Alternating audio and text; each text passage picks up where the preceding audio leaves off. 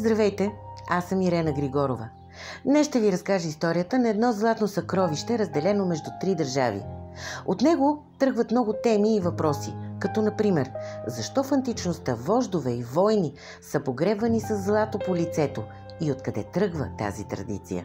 И така, ударете един лайк и да започваме, защото съм сигурна, че повечето находки, които съм подготвила, не са ви познати. Или поне на мен не ми бяха.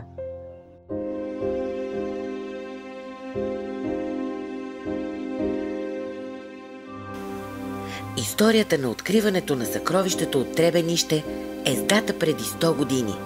По време на Първата световна война, през 1918 година, български военни части разширяват пътно трасе близо до Охрид. Натъкват се на древен гроб. За щастие, командирът на поделението Димитър Мустаков е археолог, завършил в Русия. Полковникът започва проучване и уведомява генералния щаб, откъдето изпращат на помощ и Карел Шкорпил. От земята излизат златна погребална маска на войн, златна ръка с хълка на безименния пръст, бронзов съд с фигура на Атлант, шлемове и сребърна фиала за вино. Предметите са датирани 6-4 век преди новата ера. Първоначално се смята, че намерените богатства принадлежат на гръцки наемници, но публикуваната от Богдан Филов статия на немски език категорично изключва гръцка принадлежност.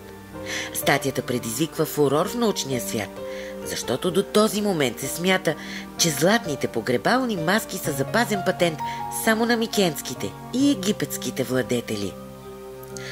Находките от първите 7 гроба отпътуват за София и днес са част от експозицията на Националния археологически музей.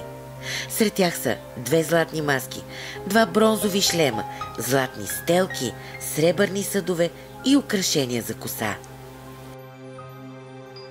През 1931-38 година проучванията продължават с екип от Белградския университет.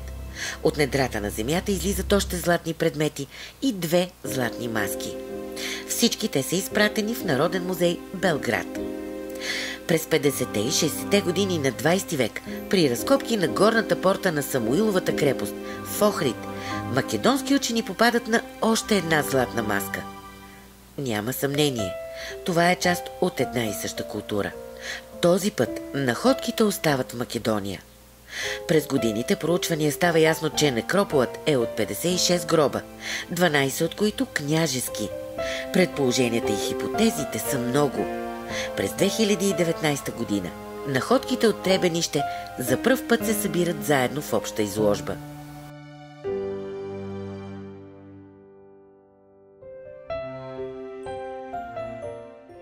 Златните маски от Требенище променят становището на учените, че това е традиция, която се е изпълнявала основно в Микена и в Египет. Следва ново откритие, което вкарва златните маски в една съвсем друга светлина и ги свързва с древното македонско царство. Кои са хората, които са погребвали силните си така? Предположението е, че това е народ, за който главен бог е бил Слънцето, а погребването по този начин показва, че те са част от слънчевия народ. През 1914 година чуждестранни пътешественици въз основа на писанията на Тит Ливий регистрират древната македонска столица Пела на 40 км североизточно от град Солун. Това е градът, в който са родени Филип и Александър Македонски. Сериозните проучвания обаче започват 40 години по-късно, през 1953, като работата по обекта продължава до днес. През 2006 година фермер случайно открива най-голямата гробница, намирана на територията на Гърция.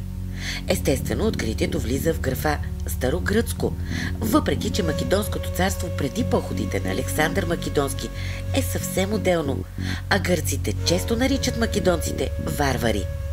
Известно е и, че самият велик гръцки пълководец Александър е разговарял с гърците чрез преводач. Доставим тази тема и да продължим към златните маски. Открити са над 1000 погребени и гробници. В 37 има богати македонски находки. От земята излизат огромни съкровища, сред които има и златни маски. Интересното е, че те не са само на мъже, но и на жени. Факт, който предизвиква още нови въпроси. Важно е да отбележим и друго. В старогръцката погребална традиция не само няма намирани златни погребални маски, но и никакво злато. Старите гърци никога не полагат скъпия метал в земята.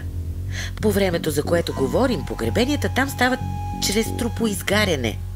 Очевидно е, че това е част от друга вяра и култура. Тази златна следа ни доведе до две места – Требенище и Пела, които са свързани с древното Македонско царство. Има обаче и трета. Нека ви покажа съкровището от Синдус, което е близко до Солун.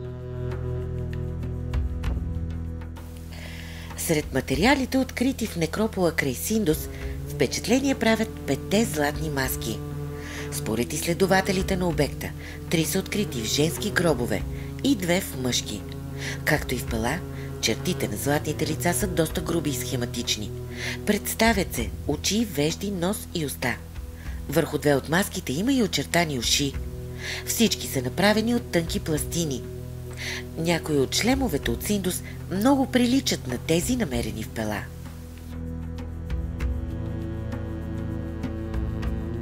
Преди да продължим към следващите златни маски, трябва да обърнем внимание на още един въпрос. Кои са древните македонци и защо погребват мъртвите си чрез орфически ритуали? Защото покриването на най-чувствителните части от човешкото тяло, като лице, гърди, ръце и крака, си е чисто орфическа практика.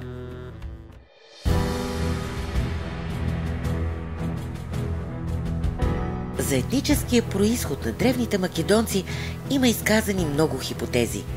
Регистрирано е, че по поречието на река Вардар са живяли тракийските племена Едони, Пеони, Одоманти и Македони. Когато говорят за тях, античните автори ги наричат варвари и твърдят, че те са траки. Същите автори казват и, че учителят, певец Орфей, е бил цар на Македония и Одрисия. Римският историк Помпей Трок, цитиран от Юстин, казва, че най-старите обитатели на Македония са пелазгите, които са считани за предци на траките. Херодот също твърди, че най-старите жители на Македония са пелазгите, като добавя и мизите. В такъв случай, практикуването на орфически погребални ритуали е съвсем обяснимо.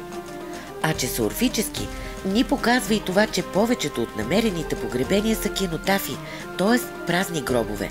Кенотафните погребения са характерни точно за траките, които изповядват орфизма. Съвременната наука също потвърждава тракийската принадлежност на македонците. Професор Бес доказва, че още от времето на каменната епоха в земите на Тракия и Македония има една и съща материална култура. Разбира се, няма как да не споменем и тълкуването от страна на учените от Република Северна Македония.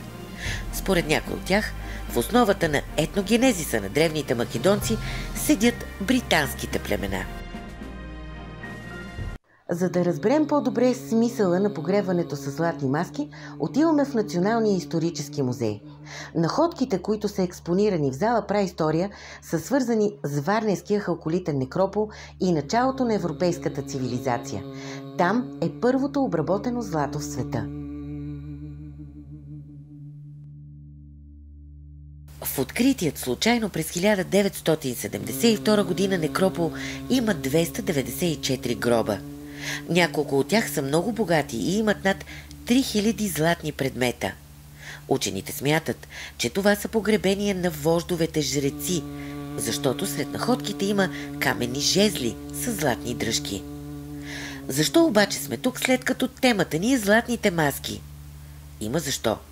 Във Варненският халколитен некропол е намерена най-древната протомаска. Тя не изглежда като тракийските и македонските, но категорично показва, че това е ритуал, възникнал и развил се тук, в земите на днешна България, от най-дълбока древност.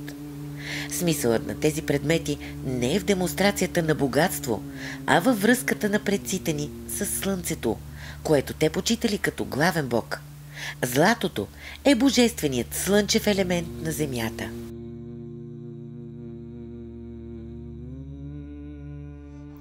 Следващата по древност маска след Варна е намерена в Микена и е позната като маската на Агамемнон.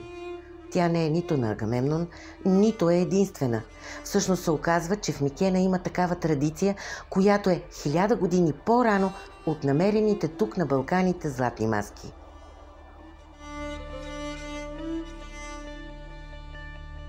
Хенрих Шлиман е един от най-популярните и интересни изследователи на 19 век. Той доказва, че дори и без специално образование човек може да прави велики открития. От малък Хенрих четял Илиада на Омир и мечтаял да намери Троя. По онова време се смятал, че тя е само митология и никога не е съществувала.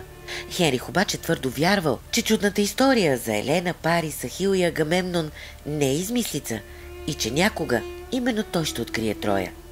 Всички мислели, че това е просто детско увлечение, но не. Малкият Хенрих пораснал и се превърнал в бизнесменът Шлиман, който имал същата мечта. Когато навършил 46, той решил, че е време да я осъществи. Продал бизнеса си и с парите започнал работа на терен. Няма да преразказвам цялата история, а ще прескоча до момента, в който Шлиман открива Микена и златната маска. Започвайки работа на обекта, който сам локализира, на 7 август 1876 година Хенрих Шлиман стига до Микена.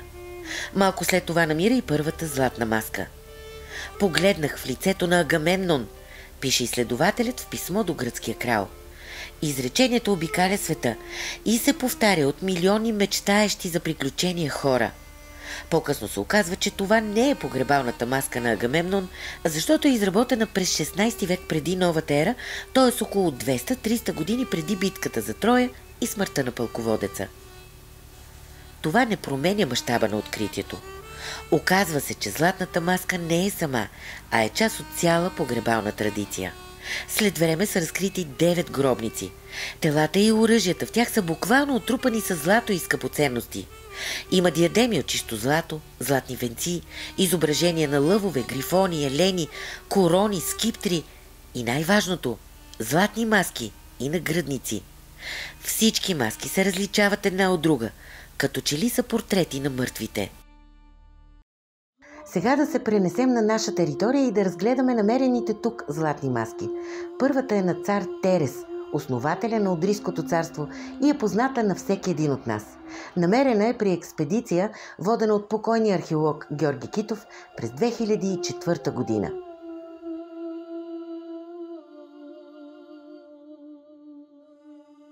Владетелят от светицата е положен с златни и сребърни предмети с цялото си бойно снаряжение, както и с 2 амфори, пълни с вино. Голямото откритие обаче е златната надгробна маска, тежаща почти 700 грама, направена от 23-каратово злато, датира на края на 5 век преди новата ера. Маската е много по-различна от всички намирани до този момент. Ясно се виждат завитите в масури коси, мустаци и брада и острия нос. Това е най-реалистичното изображение. Намирането й доказва, че това не е локален култ, започнал в Микена и съхранен в Македония, а практика, която е разпространена сред цялото тракийско население.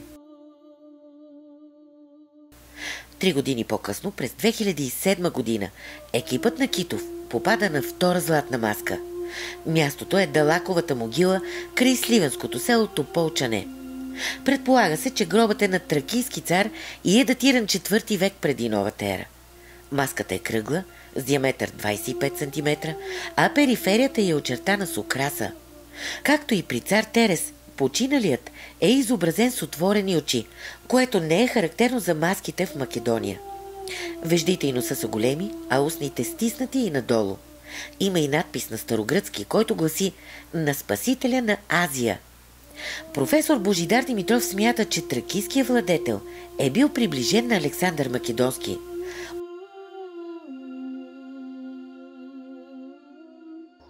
Говори се, че такива златни погребални маски има намирани и в Родопите, но не при редовни археологически разкопки. 2 прекрасни маски има и в станалата скандално известна колекция на Васил Божков. За съжаление, нямаме никаква представа къде и кога са намерени и в какъв контекст. Първата маска е направо изумителна и няма аналог. Каталогизирана е като скицка и е датирана 5 век преди новата ера. Показва портрет на мъж с брада, мустаци и плътни устни, като брадата се слива с веждите. Там, където би трябвало да са очите и носа, има отвор, който прилича на птица с разперени криле. Има и други интересни детайли. Тя е много по-широка и продължава отстрани и отдолу с нещо като златен ореол, който е богато украсен с топки и пластини с спирали. Освен това, като отделна част от композицията присъстват и 3 златни колана. Единият е отгоре, а другите 2 отдолу.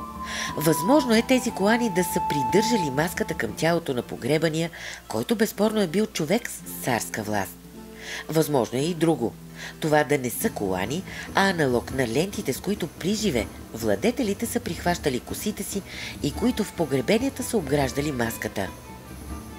Следващата маска също е прекрасна и много напомня на тези от Синдус и Пела, които разгледахме.